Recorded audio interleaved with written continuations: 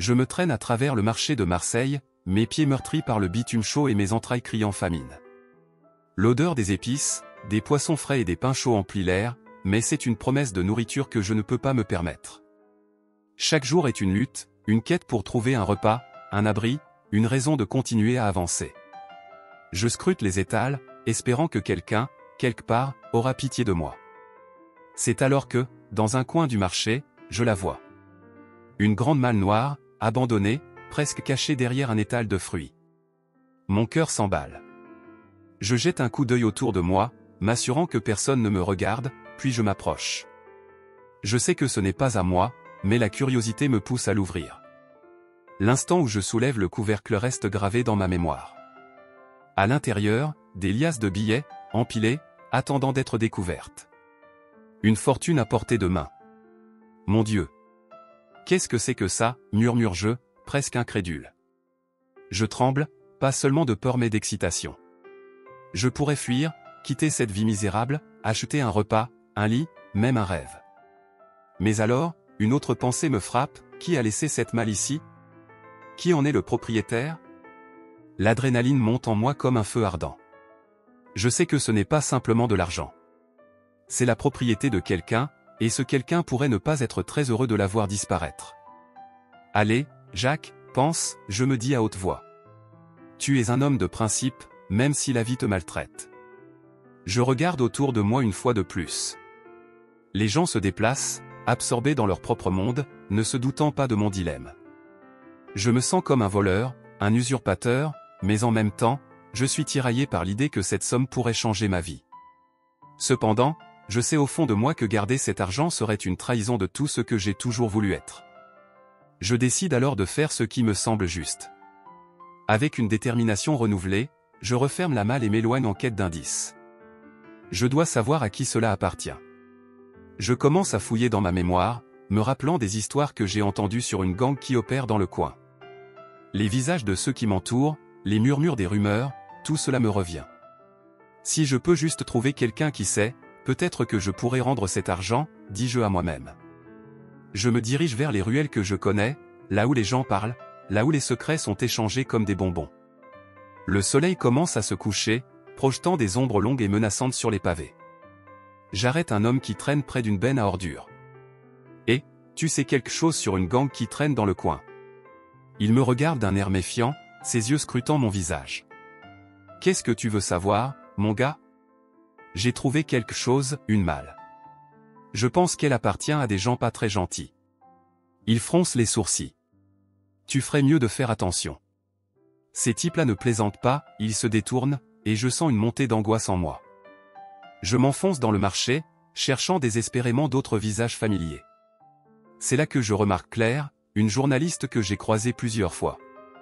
Elle est passionnée, déterminée, et je sais qu'elle pourrait m'aider. Je m'approche d'elle, le cœur battant. Claire, l'appelle-je, levant la main pour attirer son attention. Elle se tourne, surprise. Jacques, n'est-ce pas? Que fais-tu ici? J'ai trouvé quelque chose, dis-je, le souffle court. Une malle avec de l'argent. Je crois qu'elle appartient à une gang. Ses yeux s'élargissent, et je vois l'étincelle d'une histoire prendre vie en elle. Quoi?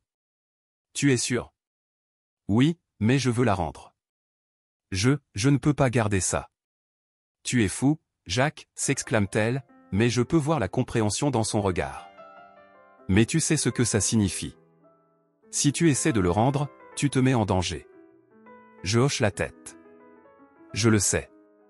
Mais je ne peux pas simplement ignorer ça. Ce n'est pas juste. Elle me regarde, un mélange d'admiration et d'inquiétude dans les yeux. Je vais t'aider. Nous devons être prudents. Je sens une vague de gratitude m'envahir. Ensemble, nous formons une équipe improbable. Je lui raconte tout ce que j'ai vu, les rumeurs sur la gang, mes rencontres avec les gens du coin. Elle prend des notes, son esprit déjà en ébullition. Nous devons trouver des informations, parler aux gens, dit-elle avec conviction. Je peux écrire un article dessus, mais nous devons le faire discrètement. Je hoche la tête, le poids de la décision encore lourd sur mes épaules. Mais à cet instant, je me sens moins seul. J'ai une alliée, une personne qui comprend la gravité de la situation. Ensemble, nous formons un plan, une manière de retrouver les véritables propriétaires de cette malle. Merci, Claire, murmure-je. Je savais que je pouvais compter sur toi. Elle sourit, et je vois de la détermination dans ses yeux. Nous allons le faire, Jacques. Pour la justice. Alors que nous nous éloignons du marché, je sens que ma vie vient de prendre un tournant. Je ne suis plus simplement un mendigo errant dans les rues de Marseille. Je suis un homme avec un but, un homme qui va se battre pour la vérité. Je me suis retrouvé à errer dans les rues de Marseille, une ville vibrante mais souvent impitoyable. Le marché animé était un mélange de couleurs, de sons et d'odeurs qui, d'habitude, me réchauffait le cœur. Cependant, ce jour-là, ma situation était désespérée. Je cherchais désespérément quelque chose à manger, une croûte de pain ou un reste de nourriture abandonné par un client distrait. La faim me rongeait l'estomac, et je commençais à me sentir invisible, comme un fantôme errant dans une ville qui ne se souciait guère de ma présence. Alors que je fouillais dans une benne à ordures, je trébuchais sur quelque chose de dur. En me penchant, je vis une mallette noire, usée par le temps, mais qui semblait encore intacte. Mon cœur s'emballa. J'ouvris la mallette avec hésitation, et un éclat doré m'éblouit. À l'intérieur, des liasses de billets, soigneusement empilés, brillaient sous la lumière du soleil. L'odeur du papier frais me fit presque oublier ma faim. Je restais là, pétrifié, mes mains tremblantes sur le couvercle de la mallette. Que faire, me demandai-je, la voix de la raison s'élevant dans ma tête. Si je garde cet argent, je pourrai enfin manger à ma faim, me loger dans un endroit décent. Mais qu'est-ce que cela va entraîner? Je regardais autour de moi, les visages des passants se mêlant à mes propres réflexions. L'adrénaline circulait dans mes veines, me poussant à prendre une décision. Étais-je prêt à devenir un voleur, à me plonger dans un monde de criminalité que je ne connaissais que trop bien? Je pris une grande respiration, fermant les yeux un instant. La seule option qui me semblait digne était de retourner cette mallette à son propriétaire légitime. Je ne pouvais pas me laisser entraîner par la tentation. Je savais que cela pouvait me mettre en danger, mais j'avais passé trop de temps à vivre dans l'ombre et la honte. Je décidai de me lever, de quitter la benne à ordures et de rechercher le propriétaire de cette mallette. Au fil des jours, je parcourus les rues de Marseille, interrogeant les gens, écoutant des rumeurs sur une gangue qui faisait des ravages dans le quartier. Les histoires circulaient, des murmures sur des hommes ténébreux qui régnaient sur le commerce illégal. Je m'infiltrais dans des cafés et des bars, écoutant attentivement les discussions des clients. Un nom revenait sans cesse, la bande des Corbeaux. Les membres de cette gang étaient connus pour leur violence et leur détermination à récupérer ce qui leur appartenait. Un jour, alors que je m'étais installé dans une petite caféterie pour reprendre des forces, je remarquai une femme qui semblait différente des autres. Elle était assise seule à une table, un carnet ouvert devant elle, concentrée sur ce qu'elle écrivait. Ses cheveux bruns, légèrement ébouriffés, et ses lunettes lui donnaient un air d'intellectuel. Je ne pouvais m'empêcher de l'observer, fasciné par sa passion. Soudain, elle leva les yeux et nos regards se croisèrent. Je sentis une chaleur monter à mes joues. Je n'étais qu'un mendiant, mais une curiosité brûlante s'emparait de moi. J'hésitais, puis je me décidai à approcher. « Bonjour », dis-je d'une voix timide. « Je m'appelle Jacques. Je suis à la recherche d'informations sur une gang. » Elle me regarda, intriguée. « Une gang ? Qu'est-ce que vous savez à leur sujet ?»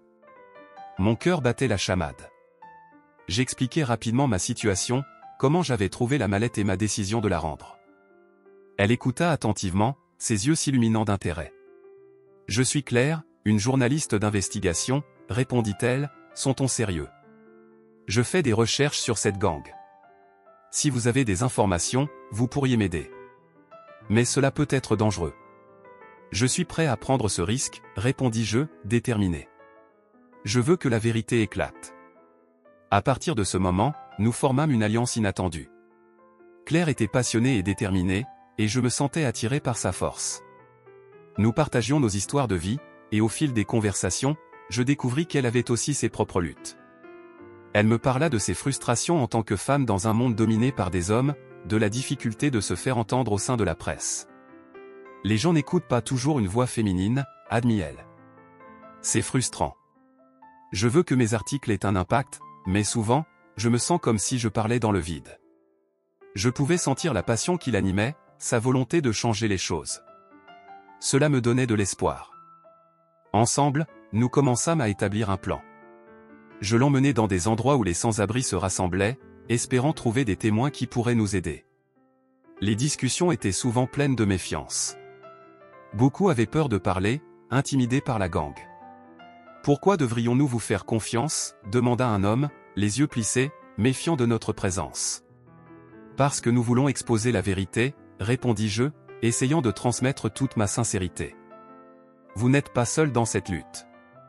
Ensemble, nous pouvons faire la différence. » Je parvins à rallier quelques-uns à notre cause. Petit à petit, une petite communauté se formait autour de nous. Nous partagions nos peurs et nos espoirs, et je sentais que ma propre confiance se renforçait. Claire et moi étions devenus des alliés dans cette mission. Notre relation se développait, chaque conversation ajoutant une couche de complicité entre nous. Les jours passaient, et la tension montait.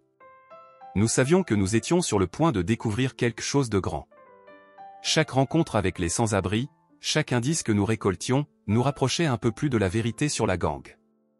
Notre détermination était palpable, et je ne pouvais m'empêcher de croire que nous étions en train de changer le cours des choses.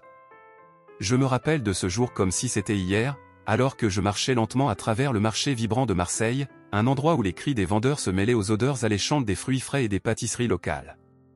Chaque jour était une lutte pour trouver un peu de nourriture, une lutte pour survivre.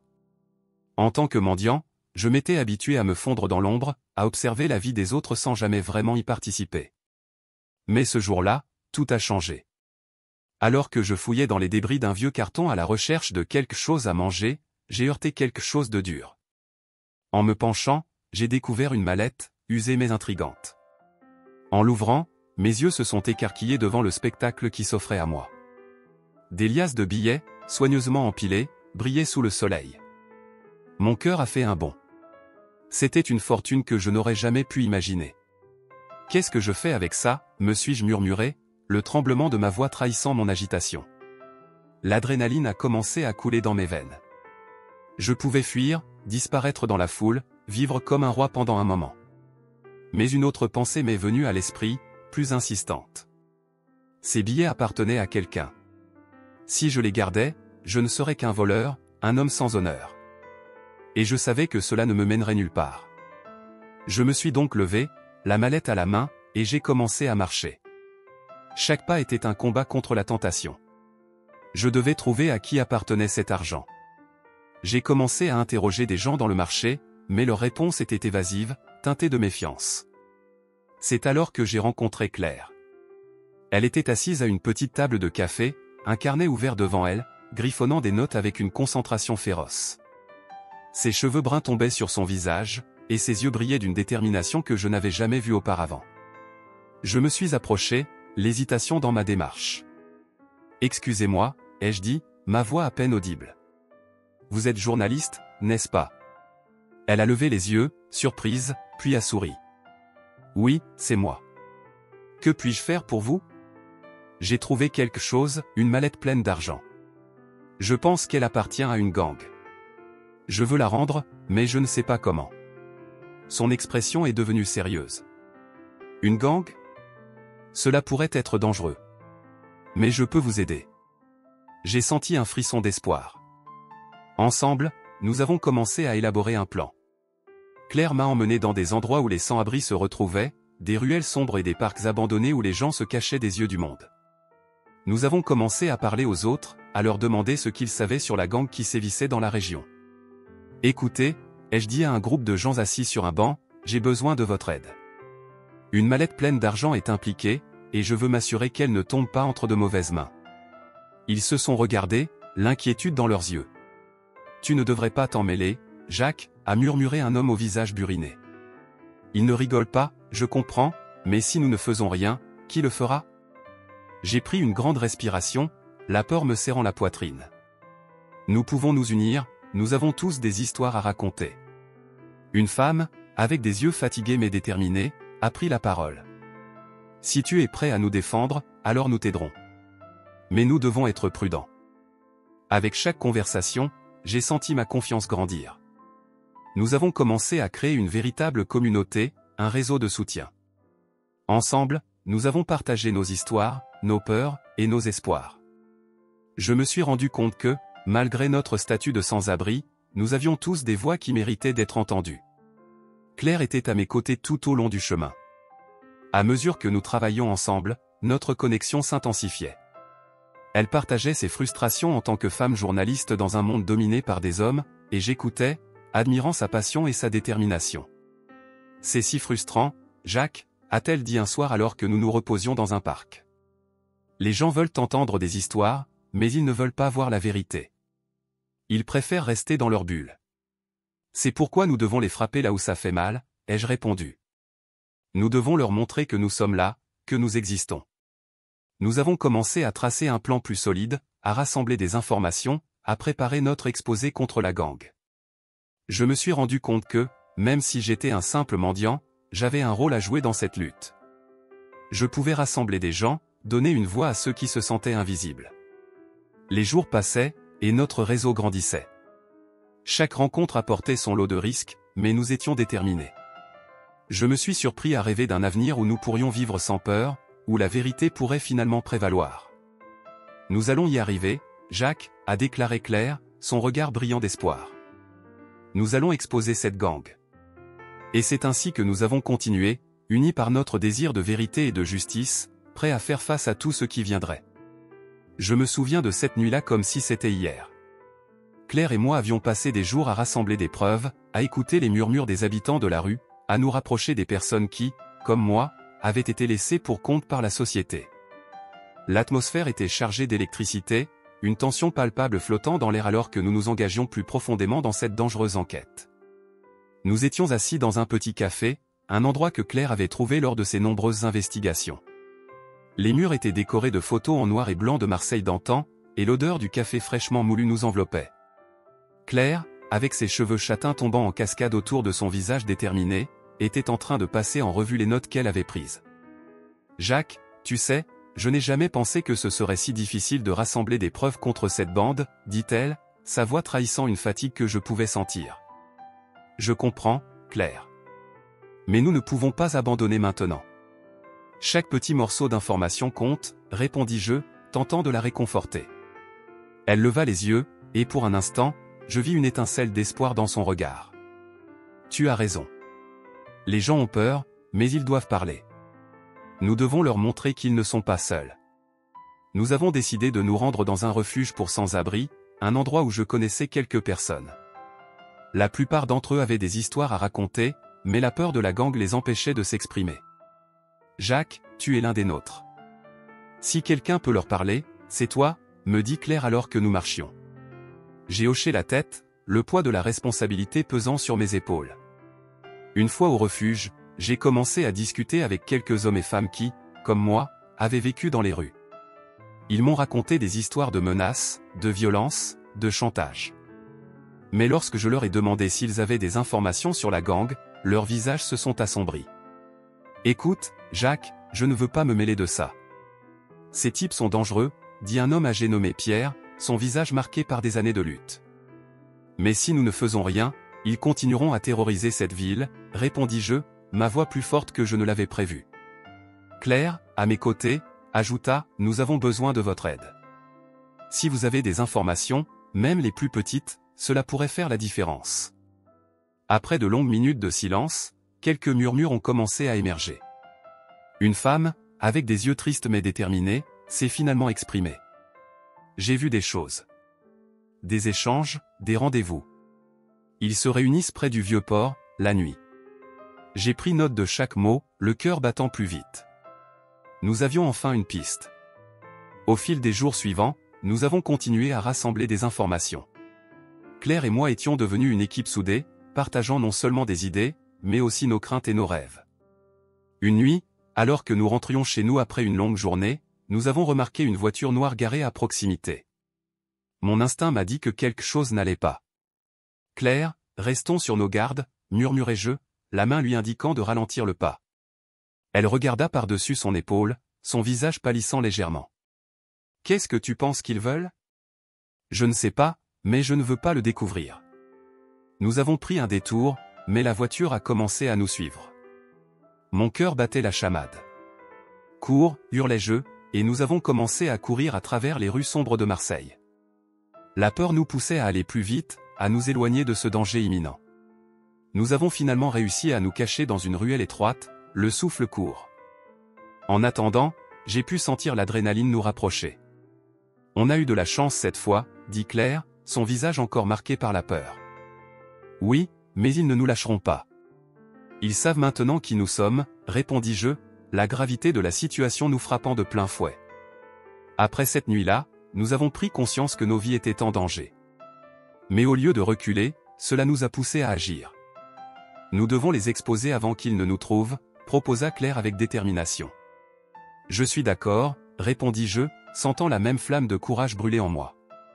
Nous avons commencé à élaborer un plan pour rassembler des preuves suffisantes pour faire tomber la gang. Nous savions que cela impliquerait des risques, mais nous étions prêts à tout sacrifier pour la vérité. Les jours passaient, et à chaque nouvelle information que nous obtenions, notre confiance grandissait. Claire devenait de plus en plus passionnée par l'idée de dénoncer la gang. Elle avait des idées brillantes sur la façon de faire passer notre message sans nous mettre en danger. Un soir, alors que nous travaillions tard dans un café, elle s'est tournée vers moi avec une expression sérieuse. « Jacques, je pense que nous devrions organiser une conférence de presse. C'est le moyen le plus efficace de faire connaître notre enquête au public. » Une conférence de presse? C'est risqué, surtout avec ce qu'il pourrait faire, répondis-je, mes doutes se manifestant. Je sais, mais c'est maintenant ou jamais. Si nous n'agissons pas, qui le fera? Son regard déterminé m'a convaincu. Je savais qu'elle avait raison. Nous devions agir, et agir vite. Nous avons commencé à préparer notre exposé, à rassembler toutes les preuves que nous avions collectées. Les jours qui ont suivi ont été frénétiques, nous avons passé des heures à peaufiner chaque détail, à vérifier chaque information.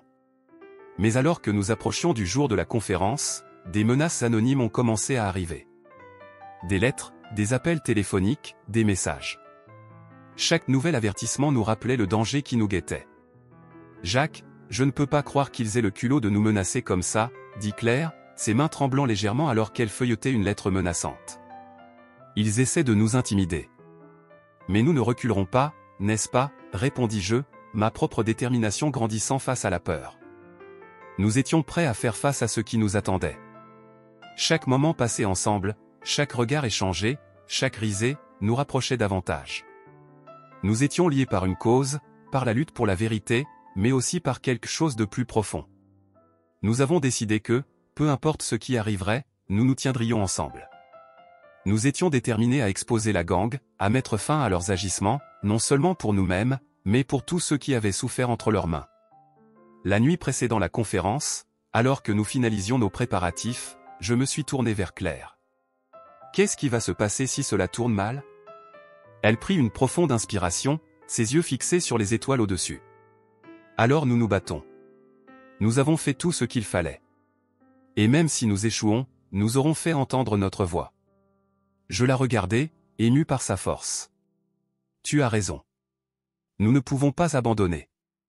Et avec cela, nous avons scellé notre destin. Quelles que soient les conséquences, nous étions ensemble, prêts à affronter l'inconnu. La tension dans l'air était palpable alors que Claire et moi préparions la conférence de presse qui allait révéler les activités illégales de la bande. Chaque jour qui passait, je sentais le poids de notre mission peser de plus en plus sur mes épaules. Nous avions collecté des preuves irréfutables, mais l'angoisse de l'inconnu ne me quittait pas. « Tu es sûr que nous devons faire ça ?» demanda Claire en froissant une feuille de papier dans ses mains. Ses yeux brillaient d'une détermination mêlée d'inquiétude. « Ils ne vont pas nous laisser faire, Jacques. » Je lui ai pris la main, essayant d'apaiser ses craintes. « Nous n'avons pas le choix. Si nous ne faisons rien, qui le fera? Nous devons exposer la vérité. » Nous étions assis à une petite table dans un café au coin de la rue, là où nous avions souvent discuté de nos plans. Le bruit des tasses et des conversations animées formait une sorte de fond sonore réconfortant, mais je savais que la réalité que nous étions sur le point d'affronter était tout sauf rassurante. Les jours qui ont précédé l'événement étaient un tourbillon de stress et de préparation. Claire travaillait sans relâche, rédigeant son discours et s'assurant que tout était en place pour le jour J. Je l'observais, fasciné par sa passion et son dévouement. Elle était déterminée à faire entendre notre voix, à dénoncer ces hommes qui terrorisaient notre ville. « Jacques, regarde ça », dit-elle un jour, en me montrant un article qu'elle avait trouvé dans un vieux journal. « Ces gars-là, ils sont impliqués dans des affaires encore plus sombres que je ne le pensais ?» Je me penchai sur la table pour lire l'article. C'est incroyable. Ils ont des liens avec des politiciens. Oui, et c'est exactement pourquoi il faut que nous agissions maintenant. Si nous attendons trop longtemps, ils pourraient tout effacer, tout étouffer. Les menaces ont commencé à arriver. D'abord des appels anonymes, puis des messages textes. Vous feriez mieux de vous taire, sinon vous le regretterez. Chaque message me donnait des frissons dans le dos, mais cela ne faisait qu'alimenter notre détermination. Nous étions sur le point de faire quelque chose de grand, quelque chose qui pourrait changer notre ville. Le jour de la conférence de presse, je suis arrivé au bureau de Claire, le cœur battant. Elle était là, vêtue d'une robe élégante qui contrastait avec l'ordinaire de notre quotidien. « Prêt » demanda-t-elle, un sourire nerveux sur les lèvres. « Prêt que jamais » répondis-je, bien que je ne sois pas sûr de moi. « Mais j'ai peur, Claire. Peur de ce qui pourrait arriver. » « Moi aussi, Jacques. Mais nous devons rester forts. C'est notre chance de faire entendre notre voix. » La salle de presse était remplie de journalistes, de caméras, et d'un murmure d'excitation. Je pouvais sentir l'énergie dans l'air, mais aussi une tension sous-jacente, comme si tout le monde savait que quelque chose de majeur était sur le point de se produire. Claire se tenait devant le micro, son visage déterminé, et j'étais juste derrière elle, prêt à soutenir chaque mot qu'elle prononcerait. « Mesdames et messieurs, merci d'être ici aujourd'hui », commença-t-elle, sa voix claire résonnant dans la pièce. « Nous sommes ici pour parler d'une réalité troublante qui affecte Marseille. Une réalité dont beaucoup d'entre vous n'ont pas encore pris conscience. » Je sentais les regards se braquer sur nous, l'attention se concentrant. Claire poursuivit, partageant les détails des enquêtes que nous avions menées, parlant des preuves que nous avions rassemblées.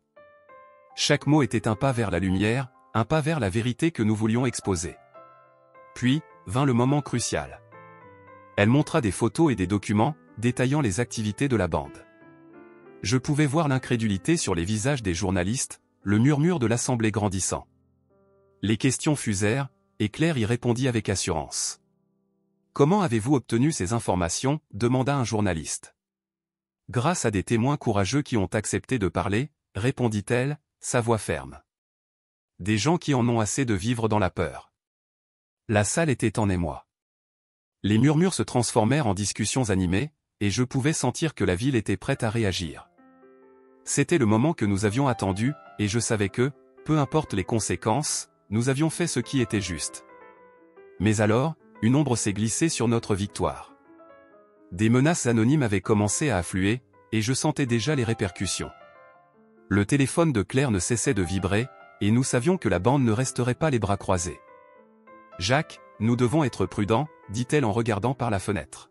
« Ils ne vont pas aimer ce que nous avons fait. » « Je sais, mais nous avons déjà pris ce risque. »« Nous ne pouvons pas reculer maintenant », répondis-je, même si une partie de moi tremblait à l'idée de ce qui pourrait se passer. Lorsque la conférence de presse s'est terminée, nous avons reçu des appels de soutien, mais aussi des menaces voilées. L'adrénaline montait en moi, mais je restais déterminé. Nous avions ouvert la porte à un changement, et maintenant il fallait faire face aux conséquences. À mesure que la ville commençait à se mobiliser contre la corruption, je regardais Claire avec admiration. Elle était devenue une force de la nature, une voix pour les sans-voix, et je savais que, ensemble, nous pouvions faire une différence. Je me souviens du moment où, après la conférence de presse, la tension dans l'air était palpable. Claire et moi avions exposé les activités de la bande, mais nous savions que cela ne passerait pas inaperçu. Les menaces anonymes avaient commencé à arriver, et chaque fois que mon téléphone vibrait, mon cœur s'accélérait. « Jacques, nous devons rester prudents », me disait Claire, son regard déterminé mais inquiet. Nous avions trouvé refuge dans un petit appartement que Claire louait, à l'écart des regards indiscrets. Les murs étaient peints d'un gris terne, et les fenêtres, bien que drapées de rideaux épais, laissaient passer un peu de lumière. C'était un espace modeste, mais c'était devenu notre sanctuaire. Nous avions pris l'habitude de passer nos journées à discuter de notre stratégie, mais aussi de nos espoirs et de nos peurs. Un soir, alors que nous étions assis à la petite table de la cuisine, elle brisa le silence. « Jacques, je ne peux pas m'empêcher de penser à ce qui pourrait nous arriver si la bande nous trouve. » Sa voix tremblait légèrement, et je pouvais voir la peur dans ses yeux. « Tu penses qu'ils vont vraiment essayer de nous faire du mal ?» Je tentais de cacher mon propre frisson d'angoisse. « Je sais qu'ils sont dangereux. Mais nous avons fait le bon choix en révélant la vérité. Je tentais de la rassurer, mais je savais que chaque mot semblait plus fragile que la dernière fois. Claire hocha la tête, mais je pouvais voir qu'elle n'était pas totalement convaincue. Peut-être qu'il est temps d'en parler aux gens de la rue. Ils méritent de savoir ce qui se passe, proposai-je, me levant de ma chaise pour me diriger vers la fenêtre. Je regardais la rue en bas, pensant à tous ces visages que j'avais rencontrés. Ils avaient leur propre vérité à raconter, et ils avaient besoin de se battre pour leur survie. « Tu es sûr ?» demanda Claire, son regard se durcissant. « Ils ont déjà peur, et nous ne savons pas comment ils réagiront. »« Je le sais. Mais ils ont le droit de choisir. S'ils veulent se battre, ils doivent être informés, » répondis-je fermement. Après un moment de silence, Claire finit par acquiescer. « D'accord. Mais nous devons être prudents. » Nous avions donc décidé de nous rencontrer avec quelques habitants de la rue que je connaissais, ceux qui avaient été témoins de l'horreur que la bande infligeait. Le lendemain matin, nous nous sommes dirigés vers un endroit que je savais fréquenté par eux, un petit parc où ils se rassemblaient pour se reposer, partager des histoires et, parfois, échanger des informations. Lorsque nous sommes arrivés, le soleil brillait, et l'air était frais. J'ai reconnu plusieurs visages familiers. Il y avait Paul, un homme âgé avec une barbe grisonnante, et Sarah, une jeune femme aux cheveux ébouriffés. Ils étaient assis sur un banc, discutant à voix basse. « Salut, Jacques » cria Paul en me voyant. Claire me suivit, un peu hésitante. « Salut, Paul. Ça va ? Comme d'habitude, tu sais. Qu'est-ce que tu fais ici avec ?» Il jeta un coup d'œil à Claire, curieux. « C'est Claire, une journaliste. Elle a besoin de votre aide, expliquai-je. » Une journaliste, répéta Sarah, se redressant. Qu'est-ce que tu veux, Claire ? Claire prit une profonde inspiration, puis parla avec assurance. Je suis ici pour vous parler de la bande qui sévit dans ce quartier. Jacques et moi avons découvert des informations sur eux, et nous pensons qu'il est temps que vous le sachiez. Les murmures parmi le groupe devinrent plus forts. Paul fronça les sourcils. Tu sais qu'ils ne plaisantent pas. Pourquoi devrions-nous vous faire confiance ? Parce que nous voulons vous aider, répondit Claire, sa voix ferme. Nous avons exposé leurs activités, mais ils ne resteront pas les bras croisés. Nous devons nous unir. Unir, dit Paul, un sourire amer sur son visage. Que pouvons-nous faire ? Nous sommes seuls. Je me sentais obligé d'intervenir. Écoutez, je sais que vous avez peur. Mais vous n'êtes pas seuls. Nous pouvons créer un réseau. Si nous parlons tous ensemble, nous pouvons faire entendre notre voix. Et si ça tourne mal, demanda Sarah, son regard inquiet. C'est un risque, je le sais. Mais rester inactif n'est pas une option. La bande ne cessera pas de nous harceler. Nous devons nous battre pour notre sécurité. Les visages autour de moi semblaient réfléchir, pesant mes mots. Après un moment, Paul se leva. D'accord, je suis avec vous. Mais je ne suis pas sûr que tout le monde soit prêt à se battre. Nous devons leur en parler, insista Claire. Si nous sommes unis, nous serons plus forts. Ensemble, nous avons une chance. C'était le début de notre mission. Dans les jours qui suivirent, nous avons commencé à organiser des réunions, à parler avec d'autres sans-abri dans le quartier. La peur était toujours présente, mais un sentiment d'espoir commençait à grandir. Un matin, alors que nous étions en train de discuter des prochains pas, Claire se tourna vers moi. « Jacques, penses-tu que nous pourrions convaincre les autres de se joindre à nous pour un rassemblement ? Un moyen de montrer que nous sommes unis ?» Je réfléchis un instant. Oui, je pense que c'est une bonne idée. Un rassemblement pacifique pourrait attirer l'attention des médias et faire comprendre à la bande que nous ne sommes plus des cibles faciles. Alors, faisons-le, s'exclama-t-elle, son enthousiasme contagieux.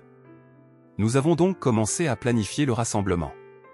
Nous avons décidé d'utiliser le parc comme lieu, un endroit où beaucoup de gens se retrouvaient. Claire prit l'initiative d'appeler quelques journalistes, espérant qu'ils seraient intéressés à couvrir notre histoire. Les jours passèrent, et à mesure que la date du rassemblement approchait, la tension augmentait. Je pouvais sentir l'inquiétude de Claire. Un soir, alors que nous étions de retour à l'appartement, elle se laissa tomber sur le canapé, le visage caché dans ses mains. « Jacques, et si ça ne fonctionne pas ? Et si la bande nous attaquait pendant le rassemblement ?» Je m'assis à côté d'elle, posant ma main sur son épaule. Nous avons pris toutes les précautions nécessaires. Et si cela se passe mal, nous avons un plan. Nous serons prêts. Mais...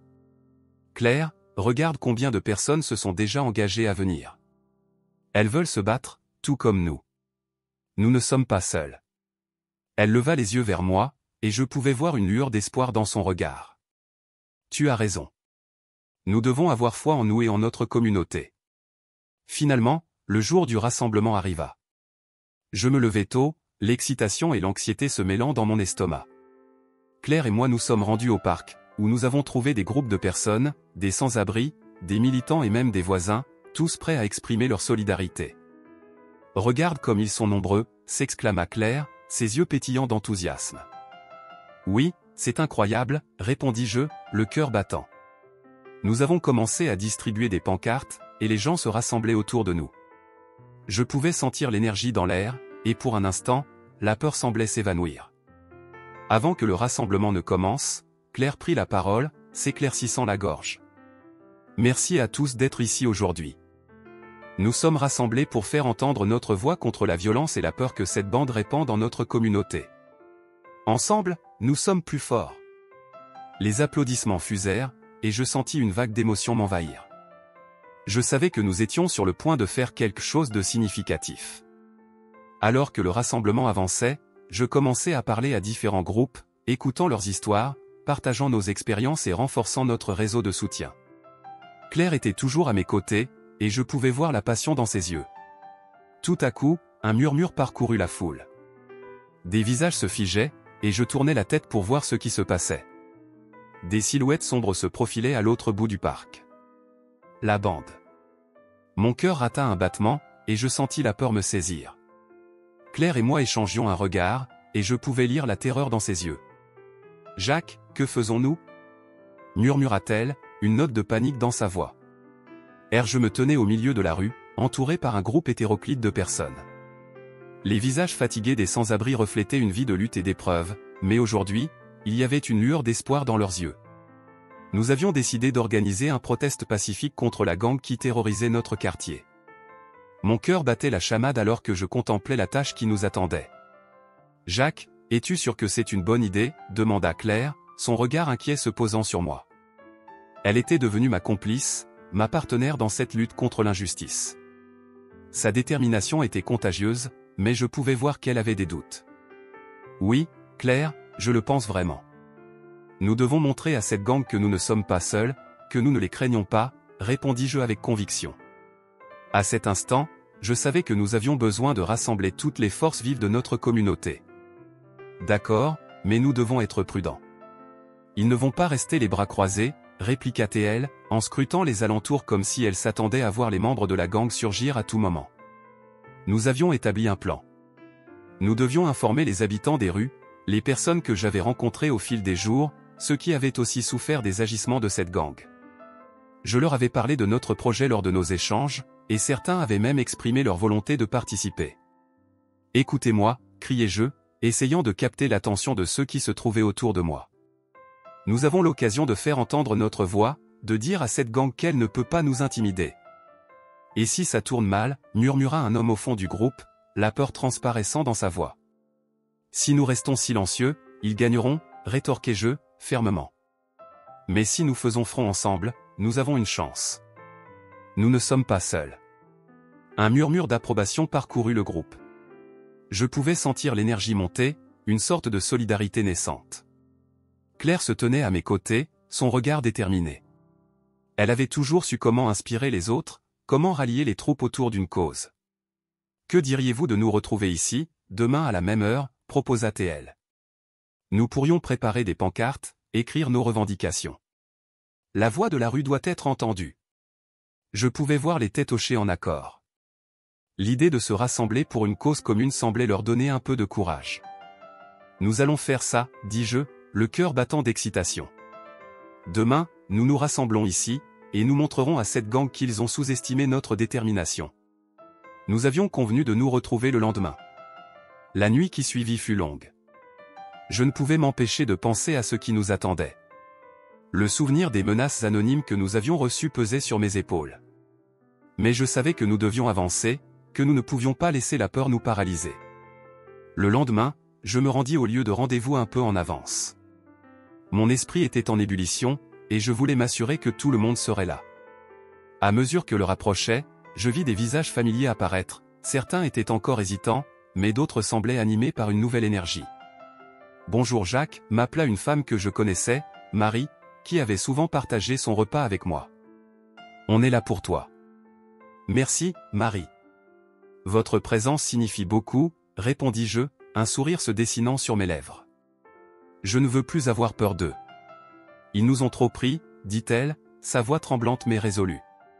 Nous avons commencé à préparer des pancartes.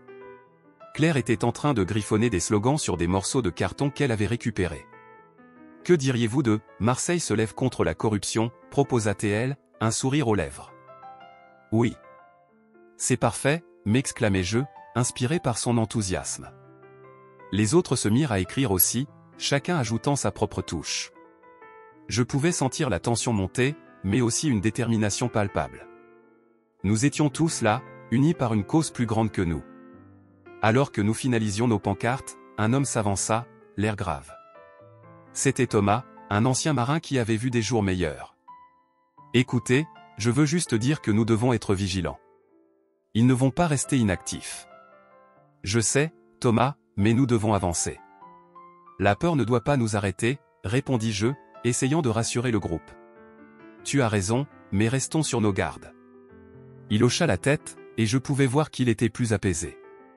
Lorsque nous avons terminé de préparer nos pancartes, nous avons formé un cercle. Claire prit la parole. « Je veux que chacun d'entre vous sache que votre voix compte. Ensemble, nous sommes plus forts. » Les murmures d'approbation se firent entendre, et je ressentis un frisson d'excitation. Nous étions prêts à marcher, à faire entendre notre voix. Nous avons pris la rue, nos pancartes brandies haut. Non à la gang. Oui à la justice, scandions-nous en chœur. La sensation d'unité était incroyable. La route qui menait à la place centrale était remplie de passants. Certains s'arrêtaient pour regarder, d'autres prenaient des photos. Je pouvais voir des sourires sur les visages de ceux qui nous croisaient, une lueur d'espoir dans leurs yeux. Mais alors que nous progressions, un frisson d'angoisse m'envahit. Je me rappelais les menaces que nous avions reçues. La gang ne resterait pas les bras croisés. Restez unis. Ne laissez pas la peur vous séparer, criai-je, essayant de garder le moral. Nous avions atteint la place principale. Les gens commençaient à se rassembler autour de nous. Je pouvais voir des journalistes sortir leurs caméras, notant notre présence. C'était le moment que nous attendions, mais je savais que les choses pouvaient vite dégénérer. « Claire, regarde là-bas » dis-je en pointant du doigt un groupe de jeunes hommes qui s'avançaient. Leur posture dénotait une intention belliqueuse. « Jacques, reste calme. »« Restez tous ensemble » ordonna Claire, sa voix ferme, mais je pouvais sentir la tension dans l'air. Les hommes s'approchaient de plus en plus, et je pouvais voir leurs visages. Ce n'étaient pas des inconnus. C'étaient des membres de la gang. Mon cœur s'emballa alors que je réalisais que nous avions été repérés. « On doit s'en aller » murmura Marie, la peur dans les yeux. « Non, nous ne bougerons pas. Nous sommes ici pour une raison, rétorquai-je, ma voix plus forte que je ne le pensais. Les hommes étaient maintenant très proches, leurs regards menaçants. « Qu'est-ce que vous faites ici, bande d'idiots » lança l'un d'eux, un sourire moqueur sur le visage. « Nous nous battons pour notre droit à la justice » répondis-je avec fermeté, même si je sentais la peur s'insinuer en moi. « Vous croyez vraiment que vous pouvez nous défier » continua-t-il, avançant d'un pas. À cet instant, je compris que nous devions rester unis. Je regardai autour de moi et vis les visages résolus des personnes qui m'entouraient. Nous étions tous là pour la même cause. « Restez ensemble » criai-je. « Nous ne vous laisserons pas nous intimider. » Les membres de la gang échangèrent des regards, hésitant un instant. Je pouvais sentir la tension dans l'air, comme une corde prête à se rompre. « Vous pensez que vous pouvez gagner » dit un autre membre, plus calme, mais tout aussi menaçant. « Oui, parce que nous avons quelque chose que vous n'avez pas, la solidarité » répondit Claire, sa voix forte et claire. À ce moment-là, quelque chose changea. Je vis les membres de la gang échanger des regards inquiets. Ils ne s'attendaient pas à voir un tel front. « On n'a pas peur de vous » continua Marie, sa voix se mêlant à celle de Claire. Je pouvais sentir que notre détermination les déstabilisait. Ils étaient peut-être plus forts en nombre, mais nous avions quelque chose de plus puissant, notre volonté de nous battre pour notre communauté. Mais je savais que la situation pouvait dégénérer à tout moment. La tension était palpable, et je me demandais si nous avions fait le bon choix. La tension atteignait son paroxysme alors que je me tenais sur la scène improvisée du proteste, observant la foule de personnes rassemblées. Le moment que nous avions tous attendu était enfin arrivé, mais je ne pouvais m'empêcher de ressentir un nœud dans mon estomac. Claire se tenait à mes côtés, son regard déterminé scrutant la masse de visages anxieux devant nous. Les murmures de la foule étaient comme une mer agitée, et je savais que nous étions à un tournant décisif. « Jacques, tu es prêt ?» demanda Claire, sa voix ferme mais empreinte d'une légère inquiétude. « Je crois, » répondis-je, bien que le doute me rongeait. Mais je ne peux pas m'empêcher de penser à ce qui pourrait arriver. Mon regard se posa sur les visages des habitants de la rue, d'anciens camarades, qui avaient décidé de se joindre à nous. Je pouvais voir la peur dans leurs yeux, mais aussi une lueur d'espoir. « Nous faisons ce qui est juste », affirma Claire. « Nous devons nous battre pour ceux qui n'ont pas de voix. » Elle avait raison. Nous avions déjà traversé trop de choses ensemble, et il était temps d'agir. Soudain, un cri perça l'air. « Regardez ! Ils arrivent !» Une silhouette familière se tenait au loin, suivie de plusieurs autres. C'étaient eux. Les membres de la gang. Mon cœur s'emballa. J'avais entendu des rumeurs sur leur violence, mais les voir s'approcher, armés, était une autre histoire. « Reste calme, Jacques » murmura Claire en s'approchant de moi, sa main se posant sur mon bras. « Nous devons garder notre sang-froid. » Je hochai la tête, essayant de prendre une grande respiration. La peur était palpable, mais je savais que nous devions être forts. Les membres de la gang se rapprochèrent, leurs visages marqués par l'agressivité. Leurs yeux brillaient d'une menace évidente. Je pouvais voir l'un d'eux, un grand homme avec un tatouage serpent sur le bras, s'avancer vers nous. « C'est vous qui vous êtes cru assez courageux pour nous défier ? » « Nous ne vous avons pas peur » criai-je, la voix tremblante mais résolue. La foule autour de moi murmura, un mélange de peur et de soutien. « Nous sommes ici pour prendre position contre vous et votre violence. » Le grand homme éclata de rire, un son froid qui résonna dans l'air. « Vous pensez vraiment que vous pouvez nous arrêter ? Vous n'êtes rien. Juste un groupe de sans-abri et de journalistes. Vous n'avez aucune idée de ce dont nous sommes capables. » Claire se redressa, sa voix claire et forte. « Nous ne sommes pas seuls. Vous ne pouvez pas nous intimider. Chaque jour, vous détruisez des vies, et aujourd'hui, nous allons nous battre pour changer cela. » Sa détermination était contagieuse. Je pouvais sentir la motivation s'élever parmi la foule. « Vous allez tous le regretter » gronda le grand homme, avant de faire signe à ses acolytes. « Allez-y, montrez-leur ce que ça fait de défier la gang. » À cet instant, tout sembla se dérouler au ralenti. Les membres de la gang se lancèrent sur nous, et le chaos s'installa. Des cris, des coups de poing, des mouvements rapides. J'attrapai le bras de Claire, l'attirant vers moi. « Reste près de moi » criai-je.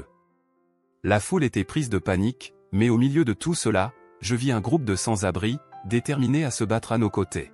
« Ne reculez pas » hurlai-je. « Ensemble, nous pouvons les tenir à distance. » Je me tournai vers l'un des hommes, un ancien boxeur que je connaissais sous le nom de Marco. « Marco, prends la tête. Nous devons former une barricade. » Il hocha la tête, son visage marqué par une intensité que je n'avais jamais vue auparavant. « Tout le monde, suivez-moi. »« Formez une ligne » cria Marco. Je pris une grande respiration, essayant de garder mon calme. Nous étions tous dans le même bateau, unis contre la menace qui se dressait devant nous. À mesure que nous nous regroupions, je sentis une force collective émerger. Les gens qui avaient autrefois été invisibles, souvent ignorés par la société, étaient désormais debout, luttant pour leur dignité. Je vis Claire, son regard déterminé, se battre aux côtés de Marco, faisant preuve d'un courage que je n'aurais jamais cru possible. « Jacques, aide-moi à pousser cette caisse » me cria Claire, désignant un chariot abandonné à proximité. Nous poussâmes tous ensemble, le bruit du métal grinçant résonnant dans l'air, et créâmes une barrière qui pourrait nous protéger. Mais soudain, je me rendis compte que Claire n'était plus à mes côtés. Je me retournai, la cherchant désespérément dans le tumulte. « Claire ! Où es-tu » hurlai-je, ma voix se perdant dans le chaos. La panique s'empara de moi, mais je savais que je devais rester concentré. Alors que les membres de la gang commençaient à forcer notre barrière, je me rapprochai de Marco. Nous devons tenir bon. Si on les laisse passer, c'est fini. Je pouvais voir la détermination dans les yeux de mes camarades. Nous étions unis dans notre lutte, et je ne pouvais pas abandonner. Soudain, un coup de feu retentit. La foule se figea alors que nous réalisions tout ce qui venait de se passer. « Couvrez-vous » criai-je, me jetant au sol. Mon cœur battait à tout rompre, et je pouvais sentir la peur s'emparer de nous tous.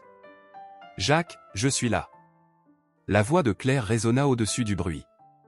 Je me redressai et la vis, à quelques mètres, entourée d'un groupe de personnes qui tentaient de la protéger. Je me précipitai vers elle, la prenant par la taille. « Je t'ai cherché, dis-je, soulagé de la retrouver. Nous devons agir maintenant, Jacques, dit-elle, son regard brillant d'une intensité nouvelle. Si nous laissons cette situation dégénérer, nous ne pourrons jamais nous relever. Elle avait raison. Tout le monde, écoutez-moi, criai-je, essayant de rallier les esprits. Nous avons la force de repousser cette gang. Tenez-vous ensemble, et nous pouvons y arriver. Mon cœur battait la chamade, mais je savais que je ne pouvais pas céder à la peur. La foule, galvanisée par mes mots, se regroupa. Nous formâmes une ligne, bras dessus bras dessous, prêts à faire face à l'ennemi. Les membres de la gang reculèrent légèrement, surpris par notre détermination. « Ne les laissez pas nous séparer » hurla Marco, sa voix résonnant comme un tambour. « Restez unis. » Alors que la gang avançait à nouveau, je me mis à penser à toutes les injustices que nous avions subies. À tous les visages perdus dans l'indifférence. Je ne pouvais pas laisser cela se reproduire. Pour Marseille, criai-je, ma voix pleine de passion. Pour nous tous. Claire, à mes côtés, leva le poing. Pour la vérité, s'écria-t-elle, entraînant la foule dans un cri collectif. Pour la justice. Nous étions une force, unis dans notre lutte. La peur recula face à la colère et à la détermination. Je pouvais sentir la puissance de notre collectif, et l'énergie se propagea comme une onde à travers la foule. Je savais que nous étions là pour quelque chose de plus grand que nous-mêmes. Les membres de la gang, réalisant qu'ils ne pourraient pas nous briser, commencèrent à reculer. Je vis la surprise dans leurs yeux. La peur se transforma en rage lorsqu'ils réalisèrent qu'ils étaient confrontés à une communauté déterminée à ne pas céder. Alors que je tenais la ligne, je me sentis invincible. Les cris de solidarité résonnaient, et je savais que nous étions en train de changer quelque chose. Claire me regarda avec un sourire, le genre de sourire qui disait que nous étions ensemble dans cette bataille, peu importe ce qui allait arriver. Mais alors que je commençais à espérer une victoire, je savais que la lutte était loin d'être terminée. Je me tenais là, au milieu du chaos, le cœur battant à tout rompre, tandis que l'adrénaline pulsait dans mes veines. La tension était palpable, une mer de visages anxieux et déterminés entourant le lieu du rassemblement. Je savais que c'était risqué, mais tout ce que je pouvais penser, c'était à Claire. Elle avait été à mes côtés tout ce temps, partageant mes peurs et mes espoirs. Mais maintenant, le danger était omniprésent, et je ne savais pas où elle se trouvait. Soudain, le cri strident d'une sirène retentit, suivi par le grondement menaçant des moteurs de voiture. La gang était là. Comme dans un film d'horreur, les silhouettes sombres avançaient, déterminées, leurs visages cachés sous des masques. Je pouvais sentir mon cœur s'accélérer, chaque battement résonnant dans ma poitrine. Je devais agir. « Rassemblez-vous » criai-je, ma voix rauque mais ferme. « Formez une ligne. Protégez-vous. » Les gens autour de moi, des visages que j'avais appris à connaître, des habitants de la rue qui avaient choisi de se lever contre la menace, se regroupèrent. Je pouvais voir la peur dans leurs yeux, mais aussi la détermination. Ils me faisaient confiance. Je ne pouvais pas les décevoir. « Jacques, qu'est-ce qu'on fait maintenant » demanda un homme, ses mains tremblantes trahissant son angoisse. C'était Marc, un ancien militaire qui avait perdu son chemin. « Nous devons nous défendre, Marc. Ils ne peuvent pas nous intimider.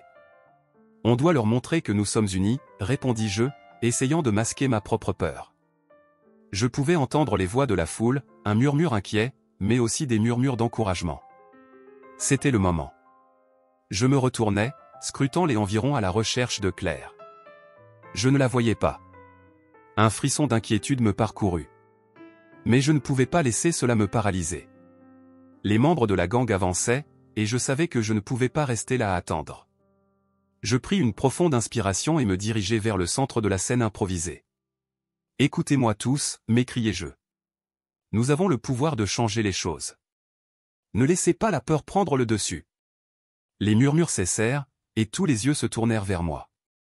Je voyais des visages familiers, des gens qui avaient lutté pour leur dignité, pour leur droit à exister. Nous ne sommes pas seuls. Ensemble, nous sommes forts. Un cri retentit derrière moi, et je me retournai juste à temps pour voir un groupe de gangsters se précipiter vers nous. « Faites attention », criai-je.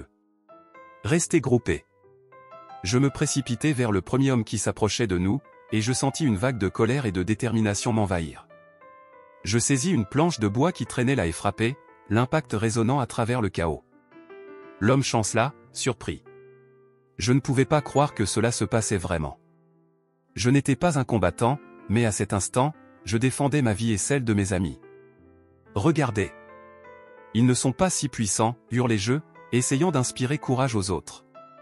Je voyais Marc se battre aux côtés de moi, son visage tordu par la concentration. Ensemble, nous formions une barricade humaine, déterminée à protéger ceux qui nous entouraient. Mais alors que je luttais, la panique s'emparait peu à peu de moi. Je n'avais aucune idée de ce que Claire faisait, où elle se trouvait. Je la cherchais des yeux, mais elle semblait introuvable. « Claire » appelai-je, ma voix se perdant dans le vacarme. Les membres de la gang continuaient d'attaquer, et je savais que je devais garder mon esprit clair. Une voix familière retentit derrière moi. « Jacques !» « Je suis là !» Je me retournai, et un soulagement immense m'envahit en voyant Claire se frayer un chemin à travers la foule. Elle avait un regard résolu sur le visage. « Qu'est-ce qui se passe ? Qu'est-ce qu'on doit faire ?» demanda-t-elle, haletante mais déterminée. Je pouvais voir son courage, sa force. « Nous devons les repousser, répondis-je, ma voix plus forte maintenant. Ensemble, nous pouvons le faire. Regarde autour de nous, nous sommes nombreux. » Elle hocha la tête, et je vis une étincelle d'espoir dans ses yeux. « D'accord, mais nous devons être stratégiques. On ne peut pas juste se battre à l'aveugle. » Nous échangions rapidement des idées, et je lui expliquai notre plan. Claire sortit son téléphone, prenant des photos des membres de la gang. « Si on peut les identifier, peut-être qu'on pourra les alerter, proposa-t-elle. Les médias doivent savoir. »« Bonne idée, répondis-je, admirant son esprit rapide. Mais d'abord, nous devons nous assurer que tout le monde est en sécurité. Ensemble, nous nous battions, nous défendions notre position, tout en essayant de rassembler les autres. Les cris des gens, la colère et la peur se mélangeaient dans un tourbillon de chaos. C'était un combat pour notre survie, mais aussi un combat pour notre dignité. « Jacques !» s'écria Claire, pointant du doigt un groupe de gangsters qui se rapprochait. « Nous devons nous préparer à les affronter. » Je pris une grande respiration, me concentrant sur le moment présent.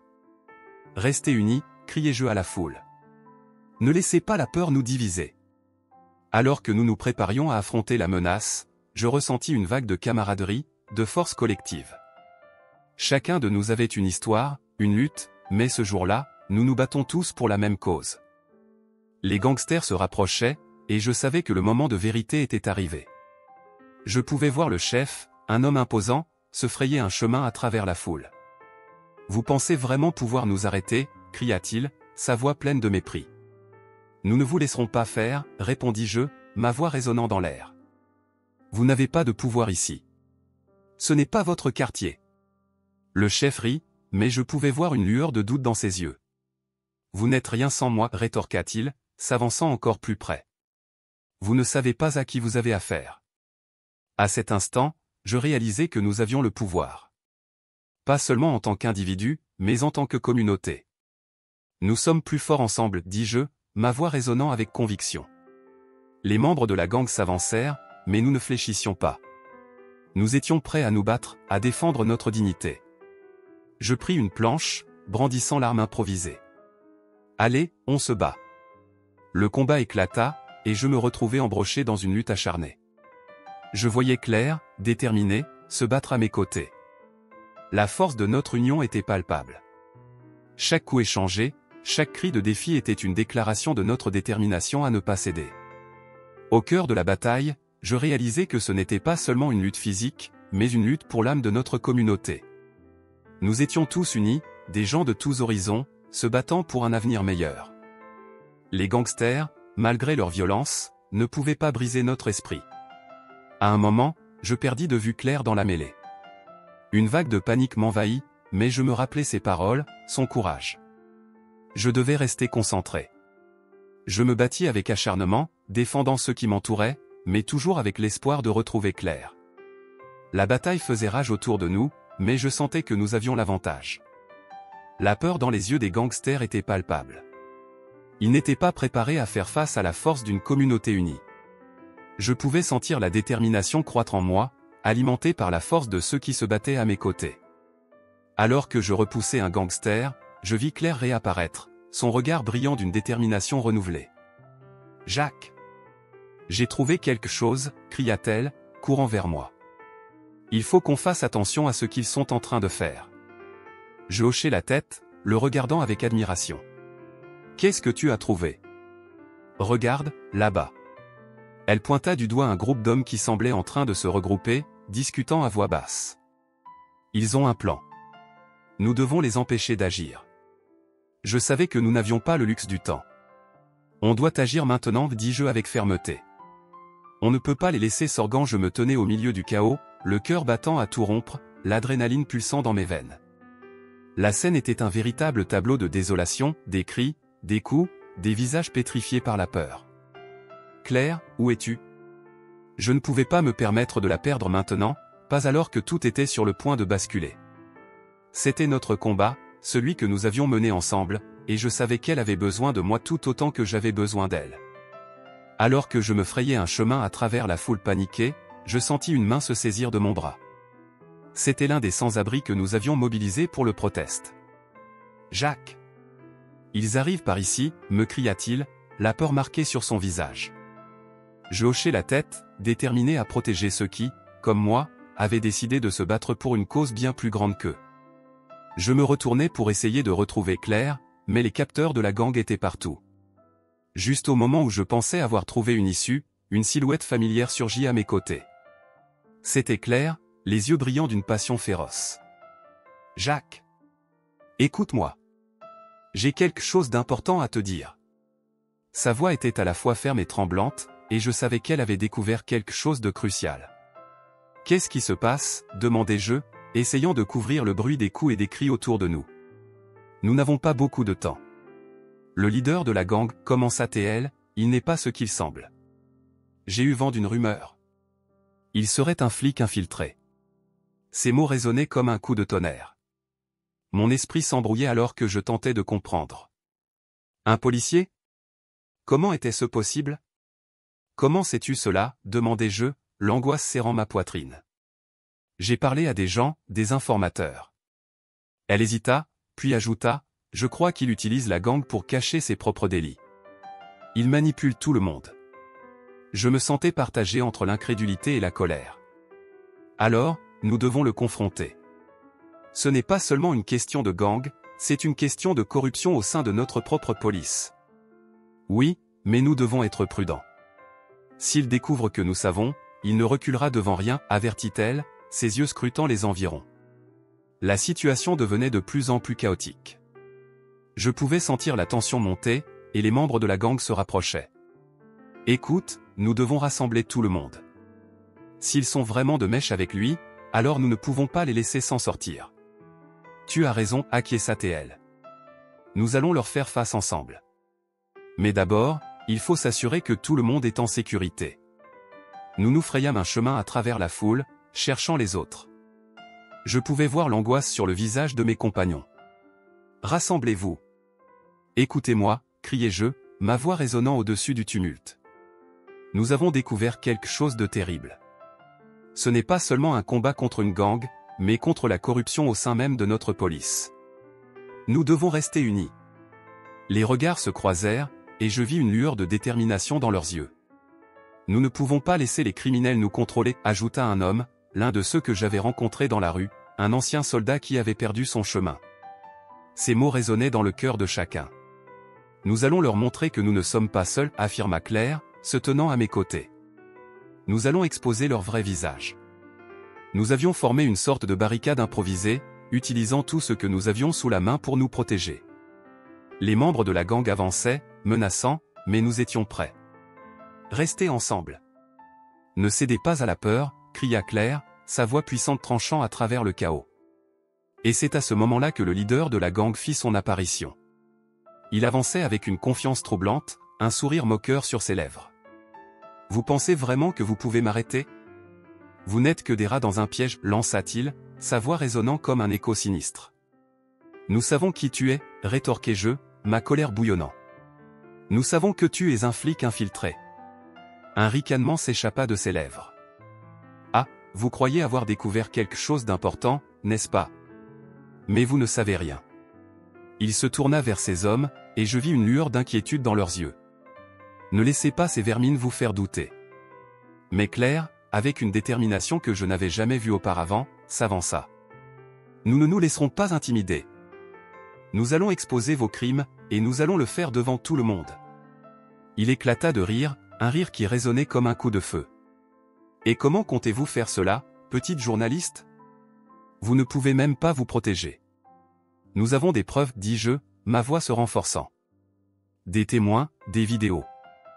La vérité est de notre côté. » Cela semblait le frapper, et pour un instant, il se figea, son sourire se fanant. « Vous n'avez aucune idée de ce avec quoi vous jouez, murmura-t-il, ses yeux s'assombrissant. Tout à coup, tout bascula.